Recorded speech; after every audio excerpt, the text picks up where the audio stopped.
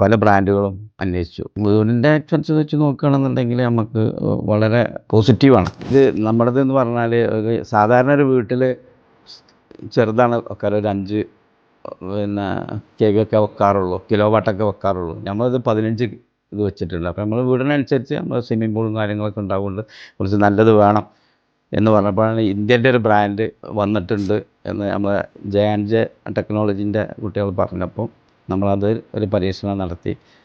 അപ്പോൾ അത് വൻ വിജയമാണ് എന്നുള്ളതാണ് അഭിപ്രായം. ഏതാണ്ട് കുറേ ബ്രാൻഡുകൾ മെയിൻ ലീഡ് ചെയ്തിരിക്കുന്ന കുറേ കമ്പനികൾ നമ്മൾ ചെയ്തിട്ടുണ്ട്. നമുക്ക് പലപ്പോഴും സർവീസ് വിഷയങ്ങളാണ്. കോൺക്രീറ്റ് സോളാറാകുമ്പോൾ എപ്പോഴും നമുക്കൊരു കറണ്ട് ബില്ല് വരുമ്പോൾ മാത്രമേ ഇതിനെന്തെങ്കിലും കംപ്ലയിൻ്റ് ഉണ്ടോ കാര്യങ്ങളൊക്കെ അറിയാൻ കഴിയുള്ളൂ, കസ്റ്റമർ ഒന്നും നോക്കുന്നില്ല എന്നുണ്ടെങ്കിൽ. അപ്പോൾ നമുക്ക് ഏറ്റവും ബെറ്റർ ഓപ്ഷൻ എന്താ വെച്ചാൽ പിന്നെ സർവീസ് ഏറ്റവും പെട്ടെന്ന് കിട്ടുന്ന ഒരു സർവീസ് ബ്രാൻഡ് നമ്മൾ ഉപയോഗിക്കുക എന്നുള്ളതാണ്.